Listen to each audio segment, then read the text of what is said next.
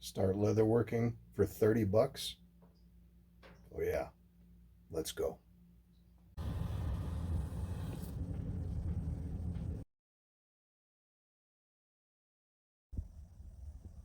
So somehow you found out leatherworking was a thing and you decided you wanted to give it a try.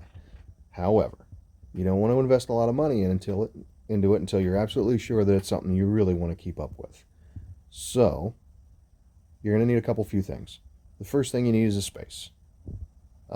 This doesn't have to get crazy. When I first started out, I was working on the kitchen table, and then I moved to the kitchen island, and then I got relegated to the outside barn, but it was too cold, and it was too wet, and it was too hot, and it was too dry, so I got stuck down in the basement, which shares space with an office, a reloading room, and the sump pump. So here we are. You will need a stable surface to beat on and to cut on, and I know that they make self-healing mats and poundo boards, and if you would like to spend an additional $100 for those items, you sure can. I just have a piece of 1x12 mounted at the top of my bench that takes all the abuse for me, and when it's trashed, I'll just remove it, replace it with a new board, or flip this one over, and then I get 2 uses out of it, so I get a lot of mileage out of these. Okay then, your first and biggest cost is going to be leather. So go to Tandy or Weaver or Springfield Leather Company and get yourself a bag of remnants for about $5. If it's any more than that, it's not worth it. They're cut-offs from projects that they were working on, just little pieces left over. They're not huge, but they're big enough to get some small projects done and a good start for some practice. You can get the same bags from like Hobby Lobby or Michaels, but they tend to be an upholstery leather. It's super thin, very flexible, and that's kind of hard to work with when you're first trying to learn it. Stiffer is better until you get your technique down.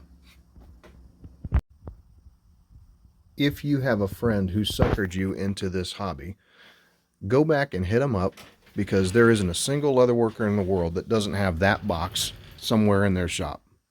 They're going to be scraps and cut-offs, and they're perfectly good pieces for making smaller items, but they'd most likely be willing to part with them for a small fee or for nothing. If you are a member of an MC or know somebody who is, make friends with the person who does all their leather work because they always have scraps and cut-offs from vests and jackets and chaps and gloves and seat covers that you can always use. You will need some kind of measuring device, straight edge, and something to mark your leather with. If you're going to go out and buy one, spend the $2 to get the cork backing on the ruler so that it doesn't slide on the leather when you're trying to mark your lines and make cuts. You will need some kind of blade to cut your leather.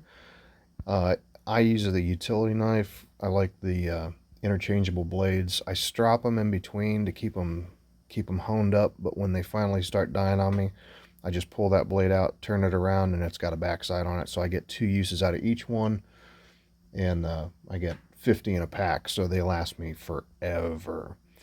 You can use a cutting wheel, you can use shears, whatever makes you happy, but that's the cheapest option to get you in the game for about $4. Here's the nasty little secret to leatherworking. We don't actually poke holes in the leather with the needles. We use pricking irons. So that's what this is. You get a whole set of them. They come in 6, 4-prong, 2-prong, and 1. So you can work your way around corners, keep it tight. I don't have a special poundo board for these. I use a piece of 1x4 and just beat my leather on that, so I save my bench top. Nylon hammer. So I use the nylon end to prevent this backside from getting all mushed down by beating metal on metal. But if you can't afford the $18 for a nylon hammer, any piece of wood will do. That's just a chunk of hardwood cherry I had laying around, and it takes quite a bit of abuse. I know this seems counterintuitive, but once you get your leather apart, you want to put it back together again. And the easiest way to do that is with some saddler's needles and some wax thread. The needles are kind of specialty. They your regular household needles probably won't work for this. These have an enormous eye on them to get your thicker threads through, and they have a blunt tip. And the reason that they have that, well, blunter, so you're not piercing the leather or your own thread as you're going through your holes. And for the thread I use, this is a 150D flat wax thread. I do have some thicker and thinner stuff, but this is a good medium size for most of your projects. Okay, so there you have it. For about $4 and $3 and $7 and $11, 2, 5, you can get this thing started. When you're ready to get started, pick a small project.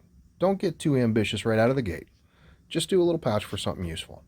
And then once you've mastered doing that pouch, do more pouches. This will give you a great opportunity to practice cutting straight lines and to practice getting that stitching just right. Once you're hooked, you're going to find uses for this stuff everywhere. Most times it's going to be for yourself to save your fingers from getting poked with the blunt side of a needle, or you need to keep your leather stuck together without marking your tool marks into your veg tan, or you're just going to have to wrap that knife.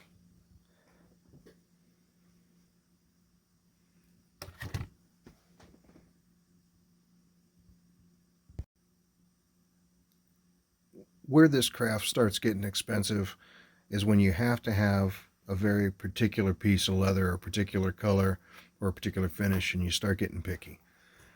Well, I want mine thinner, and I want the back edges sanded down so they're not so fluffy. So that's more expensive. And I want a particular pattern, so I'm going to put my alligator on. Or I want a bridle leather that's as thick as the day is long. For you tool junkies out there who just got to have the latest and the greatest, oh, we got options for you. I'm not quite satisfied with the distance not being equal between the edge of my leather piece and my stitch lines. Well, by God, there's a tool for that. And I'm not quite happy with the way that my folds are lining up, so you can get yourself a bone folder. And I'm not quite happy with the way these two pieces of leather meet, so I'm going to skive them down. And I'm not quite happy with my edges and how they're not so slick and shiny like every other piece of leatherwork I see out there. It's just more money, and you can really go down that rabbit hole. One more money hole for you amateur chemists out there is dyeing. Once you discover the joys of dyeing, you will find that you can create all manner of concoctions in every hue of the rainbow and then some. And once you go down that, you are never coming back out. I'll be honest with you. 90% of the work that I do is right there. And that, my friends, is merely the tip of the iceberg.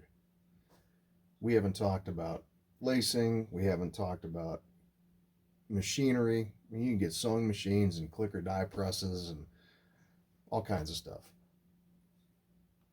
Work with what you got. Take $30, see if you enjoy it, and if you don't, you can quit. You're not out much. But if you do, put in a little bit of time, allocate some practice time, try and get your lines a little straighter, try and get your curves a little smoother, and have fun with it. It really can be relaxing, it really can be enjoyable, and it can be rewarding when you're producing things for yourself that you really need. And you can just say, I'm going to whip that up. So don't spend money until you have to, and above all else, have fun. We'll talk to you later.